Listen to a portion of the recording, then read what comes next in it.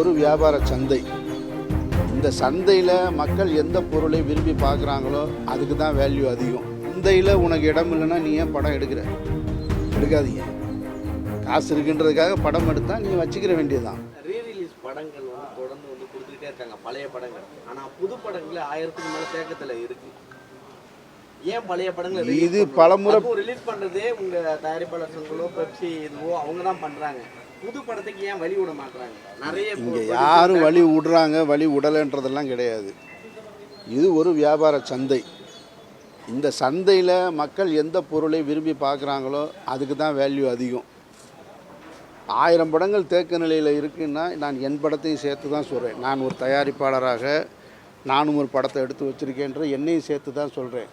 சந்தையில் உனக்கு இடம் இல்லைன்னா நீ ஏன் படம் எடுக்காதீங்க. காசு இருக்குன்றதுக்காக படம் எடுத்தால் நீங்கள் வச்சுக்கிற வேண்டியதுதான்.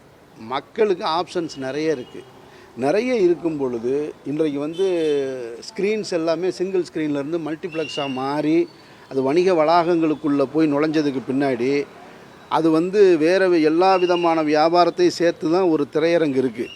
அப்படி இருக்கும் பொழுது புது படங்களை போடும்போது பெரிய நீங்கள் இவ்வளோ சொல்கிறீங்க திரைப்படங்கள் தேக்க நிலையில் இருக்குன்னு, ஆனால் உற்பத்தி நிறுத்தப்படவே இல்லையே. உற்பத்தி கூடிக்கிட்டே இருக்கே, ப்ரொடக்ஷன் கூடிக்கிட்டே இருக்கே. அப்போ மக்களுடைய தேவையை தாண்டிய ப்ரொடக்ஷன் எதுக்குன்ற கேள்வி தான் நான் ரொம்ப நாளாக கேட்டுட்ருக்கேன். பணம் எடுத்துகிட்டு இருக்காங்க தியேட்டரில், இந்த தியேட்டர் பிஎன்சி கொடுக்குறாங்க, மல்டிப்ளெக்ஸில் கொடுக்கல. இந்த வாரம் ஏன் சார் அதெல்லாம் போவே இல்லையாண்ணா? இல்லை, நான் என்னுடைய தனிப்பட்ட கருத்து. நான் ஒரு சங்க நிர்வாகியாக இருந்தேன்னா வேறு சொல்லுவேன். நான் ஒரு பெப்சியுடைய தலைவராக இருந்தேன்னா, ஒரு இயக்குனர் சங்க தலைவராக இருந்தேன்னா அப்போ என்னுடைய கருத்து வேறையாக இருக்கும். ஆனால் ஒரு தயாரிப்பாளர் சங்க தலைவராக இருந்தேன்னா, இப்போ நான் ஒரு தனிப்பட்ட ஒரு ரசிகனாக தயாரிப்பாளர் இயக்குனராக நான் சொல்கிறேன். நான் கொடுக்கலன்னு நீங்கள் கொடுக்கணும்னு என்ன அவசியம் இருக்குது? உங்களுக்கு ஏன் கொடுக்கணும் அப்படின்ற ஒரு கேள்வி இருக்குல்ல. அவர் ஒரு திரையரங்கை கட்டி வச்சுருக்காரு. அந்த திரையரங்க குழு வசதிகளோடு ஏற்பாடு செஞ்சுருக்காரு, கேன்டீன் வச்சுருக்காரு, பல வசதிகளை செஞ்சு வச்சுருக்காரு. அதில் ஒரு சின்ன திரைப்படத்தை போட்டால் எனக்கு கரண்ட்டுக்கு கூட காசு வராது, மக்கள் வரமாட்டாங்கன்னு அவர் நம்புகிறாரு. மக்களும் போகிறதில்ல. உண்மை அதுதான். பெரிய படங்களுக்கு கொடுக்குற வரவேற்பு சின்ன படங்களுக்கு கொடுக்குறதில்ல. அதில் போய் தேட்டருக்காரங்களை போய் ஏன் கொடுக்கலன்னு எப்படி கேட்பீங்க நீங்கள்? பக்கத்து ஸ்டேட்டில் இருக்கிற கேரளா தேட்டர் தனியாக கவர்மெண்ட்டே கொடுத்து பக்கத்து ஸ்டேட்டில் இருக்கிற அதாங்க ஏன் இது பண்ண மாட்டாங்கன்னு தான் கேள்வி. பாருங்க, அது அந்தந்த மாநிலத்துக்கு இது ஒவ்வொரு மாநிலத்தில் ஒரு சட்டத்திட்டம் இருக்கும். அந்த மாநிலத்தில் இருக்கக்கூடிய செட்டப் வேறு, இந்த மாநிலத்தில் இருக்கக்கூடிய செட்டப் வேறு.